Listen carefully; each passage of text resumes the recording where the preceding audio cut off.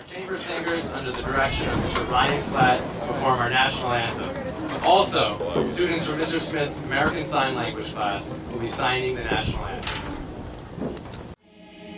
By the dawn's early light, what so proudly we hailed at the twilight's last gleam, whose broad stripes and bright stars through the perilous fight, o'er the ramparts we watched were so gallantly streamed, and the rockets red rockets rocked where the bombs bursting gave proof through the night that our flag was still there.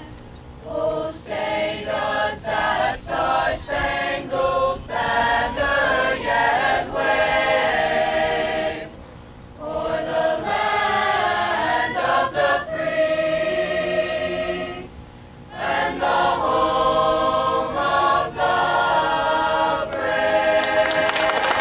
I'd like to now introduce our principal of schools, Mr. Lino Bracco. Good afternoon, everyone. If I can have your attention, please. Thank you. This, the 13th anniversary of September 11, allows us to renew our faith that even the darkest night gives way to a bright dawn. We can never get back the lives we lost on that day, or the Americans who made the ultimate sacrifice even in the wars that followed. Yet today, it is worth remembering what was not changed. Our character as a nation was not changed. Our faith in God and in each other, that has not been changed. Our belief in this great country, born of a timeless ideal that men and women govern themselves, that all people are created equal and deserve the same freedom to determine their own destiny. That belief, through tests and trials, has only been strengthened. So as painful as this day is, and will always be, it leaves us with a lesson that no single event can destroy who we are. No act of terrorism can ever change what we stand for. Instead, we recommit ourselves to the values that we believe in, holding firmly without wavering. And it's that commitment that we reaffirm today and in the days to come. And so, let us begin to honor those who have been lost. Let us rededicate ourselves to the ideals that define our nation, and let us look to the future with hearts full of hope. Let us never forget the memory of those we lost 13 years ago on this day. New York City Mayor Rudy Giuliani said, "The attacks of September 11th were intended to break our spirit. Instead, we have emerged stronger and more unified. We feel renewed devotion to the principles of political, economic, and religious freedom, the rule of law, and respect for human life. We are more determined than ever to live our lives in freedom. In my own words, the American spirit is too strong, too resilient to ever waver." I would like to now introduce freshman class president Kiefer Akoba.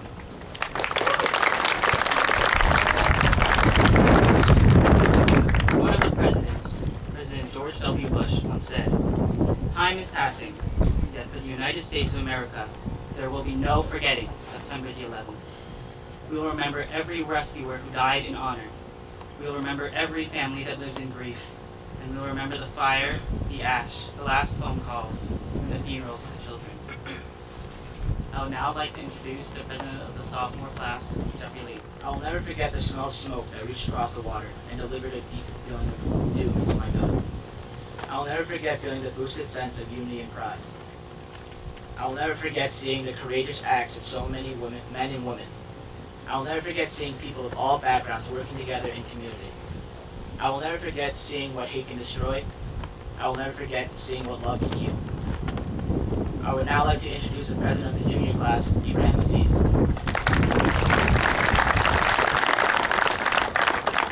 President Barack Obama once said, "Even the smallest act of service, the simplest act of kindness, is a way to honor those who we have lost, a way to reclaim that spirit of unity that followed 9/11.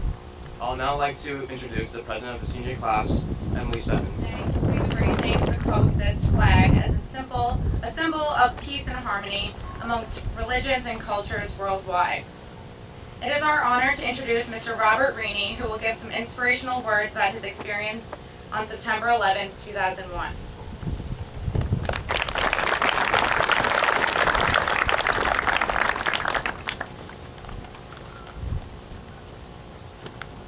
My name is Robert Rainey, Alexa's dad. I can't say that I'm happy to be here, but there is one thing that I would like to point out. I'm somewhat envious of everybody here because you were of an age where you really didn't experience what went on that day.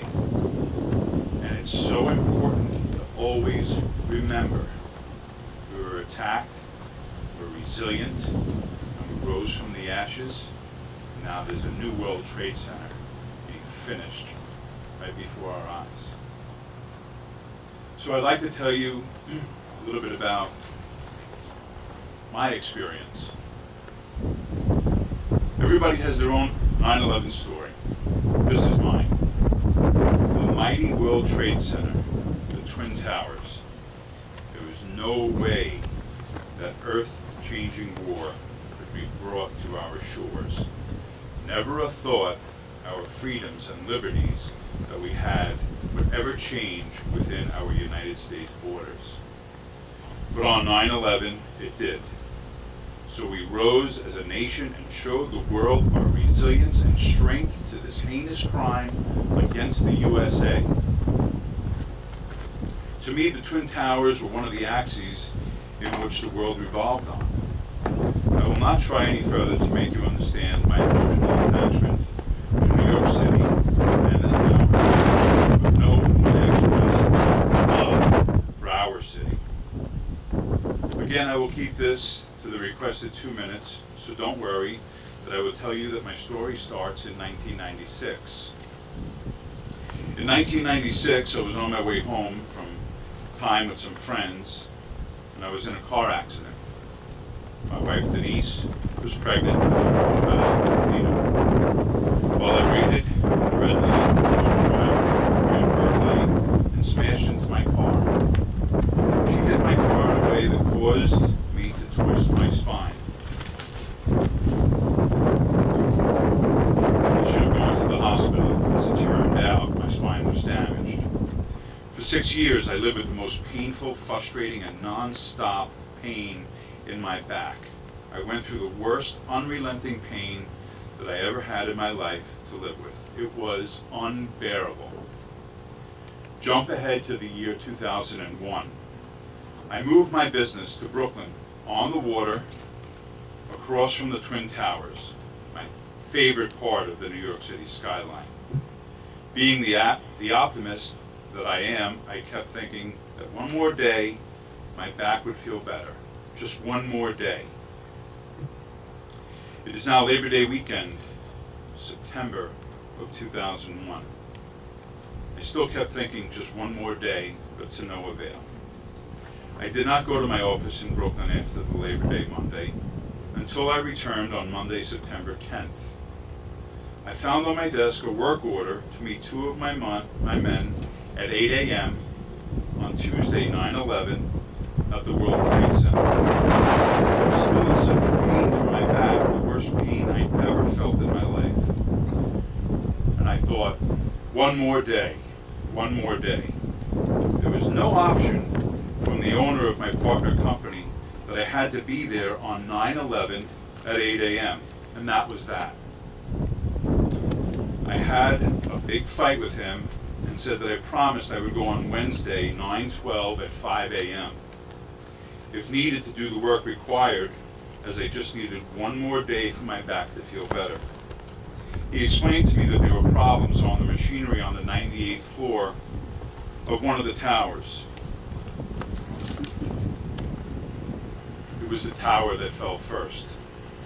He explained that if it was not fixed on 9/11, they were not getting paid until the job was done. After much fighting, I won out. I could do the job on Wednesday, 9/12. My 2 men,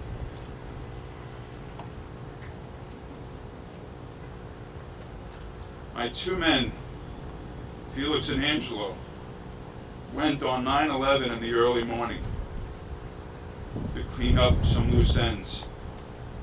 Great. I just got one more day to feel better. It is now the morning of 9/11. In the Brooklyn office, we all went to the rooftop to see what was unfolding. We had Felix and Angelo on two-way radios. They had made it to the rooftop and were asking when the helicopters were coming to get them all off of there. We had no answer except to say, hang in there, something will happen soon. Minutes later, the building collapsed, and the radios went silent. My heart bleeds for Felix and Angelo and every soul that perished that day. There were no remains of Felix or Angelo ever recovered. Imagine that on a random night in 1996, the wheels were set in motion for me to change my plans to go to the towers from 9/11 to 9/12. The worst pain that I had ever suffered for years and years had actually saved my life. I had my spine fused in December of 2001, and it was uneventful. Thank you.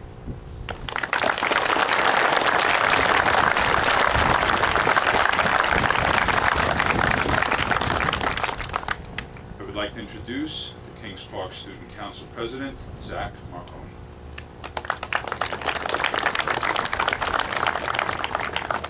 9/11 represented the worst of humanity and our divisions. For that, it must always be remembered.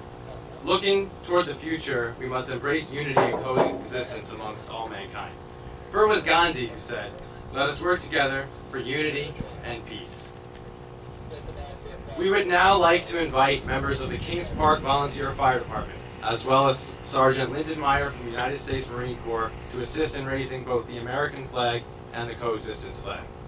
The American flag that will be flying has the names of all the victims of 9/11, as well as the 4 Kings Park residents who lost their life on that tragic day. We would also like to thank Senator Flanagan, Suffolk County Legislator Rob Trotta, and Assemblyman Mike Fitzpatrick, and all the servicemen and women here today. Please stand for a moment of silence as we raise the American flag.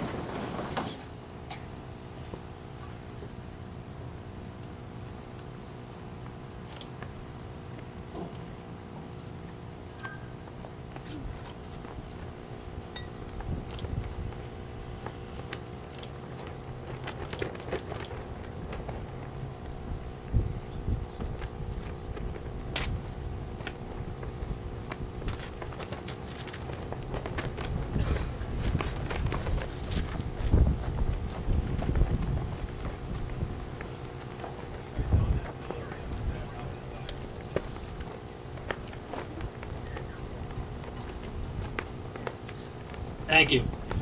Good afternoon again. I'd just like to thank everyone for being so supportive and for remembering today. And I think it would be absolutely okay to give a round of applause to Student Council and to everyone